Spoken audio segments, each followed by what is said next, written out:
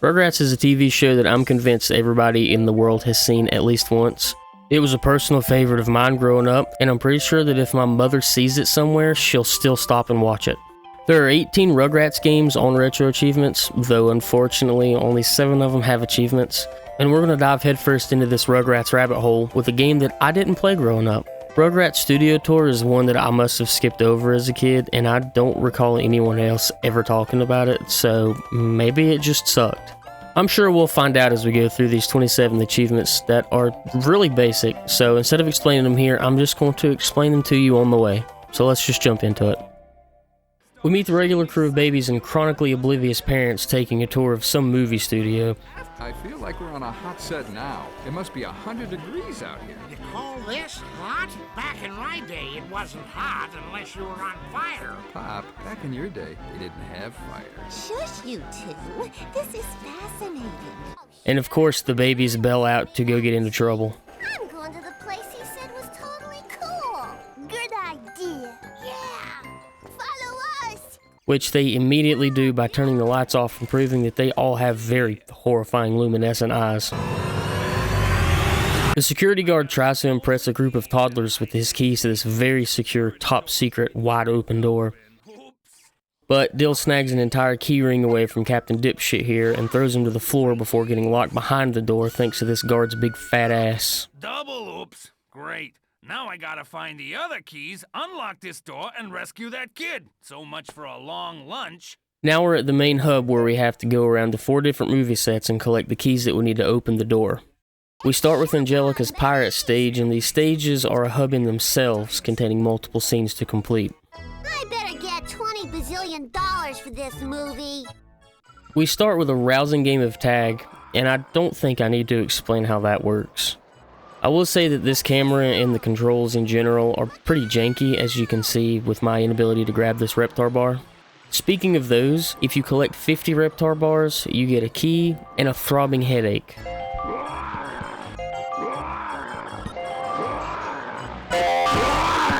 But using our forgiving time limit and minimap that shows exactly where everybody else is, we tag everyone and get our first key.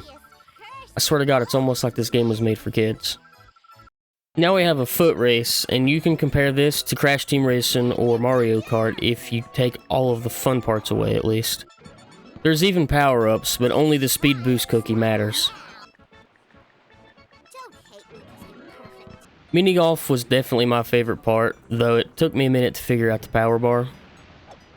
Some of the holes have a purple key to collect that opens up a secret area that holds a bunch of Reptar bars, and finally gives us our first few achievements.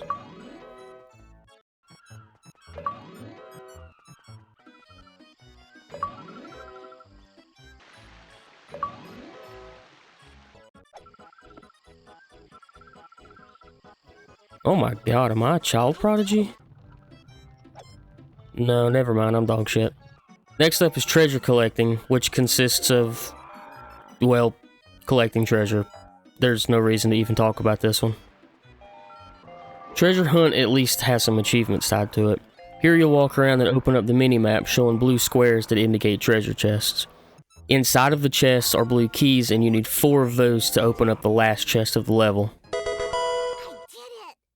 The achievements come from clearing the level of enemies, which you can only do by touching them when you're holding a key.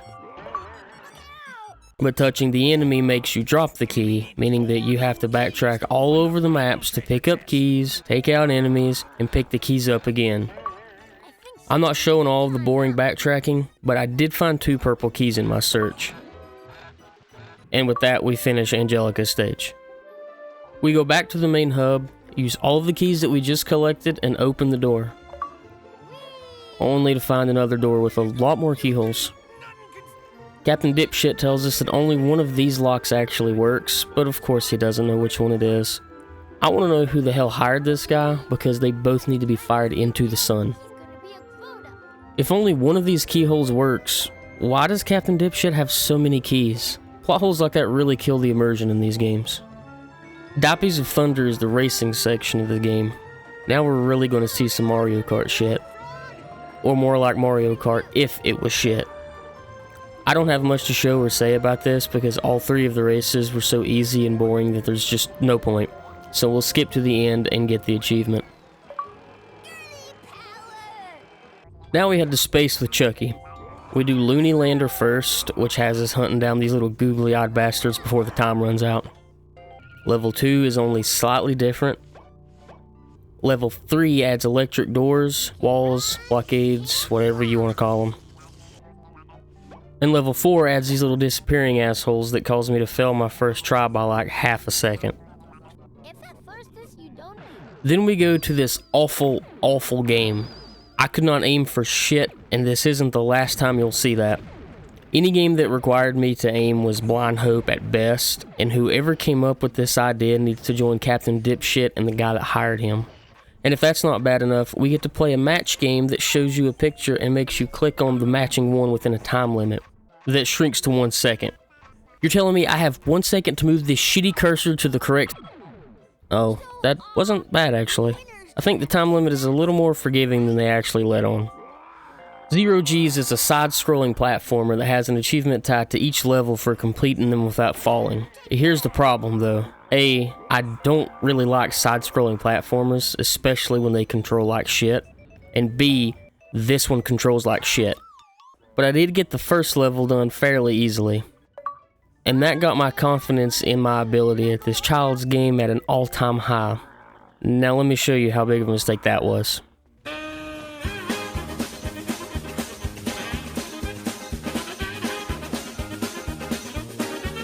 And the worst part of all this is that there is no restart button, so it's either exit and go back in, or fast forward the emulator and wait.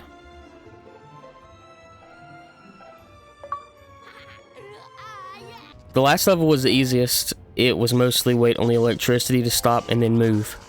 We end that hellish experience and complete the space area. On to the final area with Suzie's cowboy stage.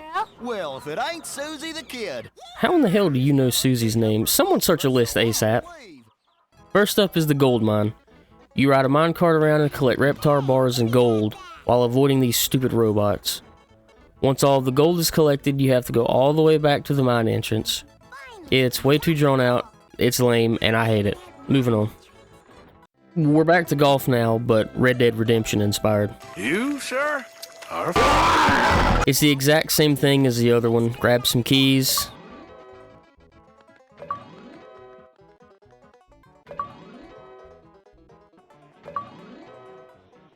And blow the easiest hole-in-one opportunity that I've ever seen.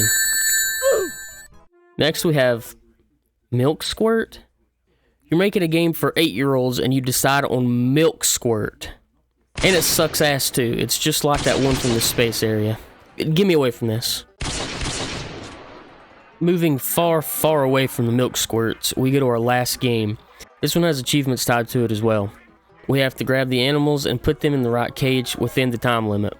There's only slight changes on each stage. The first one just has stationary animals. The second one is moving animals, though very slowly. The third one has the farmer's special glittery pigs that are different from the regular ones. Don't ask me what makes them special, I'm sure none of us want to know. And then the last level is Spike's lone appearance in the game, herding sheep into their pens. Something feels racist about this, but I'm not sure. We beat this one, and now we can go save Dill. Let's see if we can find the right hole here. Oh yeah, there it is. You guys stay here. I'm gonna go find help, and then we'll go find a little bald guy.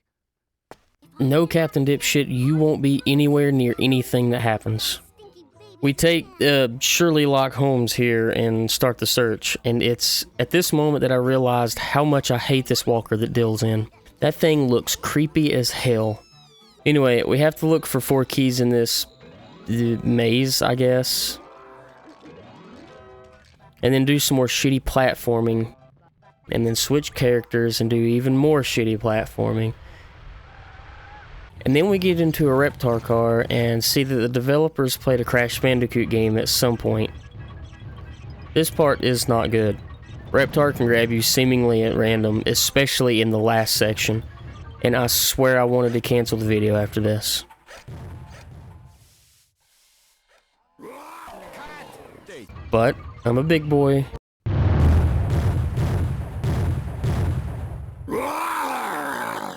We're doing it! We're beating Reptar! Baby drivers are the worst! And we made it back before our parents even knew we were missing. Angelica? You're in a lot of trouble, young lady. But, it was the baby's idea! Now, Angelica, the kids have been here the whole time. And Angelica gets in trouble because fuck her, that's why. And after everything is said and done, we unlock a bonus race. Because more races is exactly what I wanted. And yes, it sucked and we won it. Yay. I won! And that was Rugrats Studio Tour. And it kinda sucked. The games were just too repetitive and boring, and there really wasn't much depth to it. Granted, I know that it's a game that's made for children, but shouldn't children at least have something that has the same charm as the source material? I played a lot of Search for Reptar and Rugrats in Paris as a kid, and while they're still janky, I feel like those games were much better than this, although my judgment could be clouded by the passing of 25 years. With that said, Rugrats Studio Tour on the PS1 gets a participation trophy right behind the Burnout games, simply because they at least use the original voice actors for the characters, and that's basically the only reason. Thanks everybody for watching. If there's a game that you think that I should play, feel free to suggest it and I will throw it on my list of things to check out. I'll see you next game.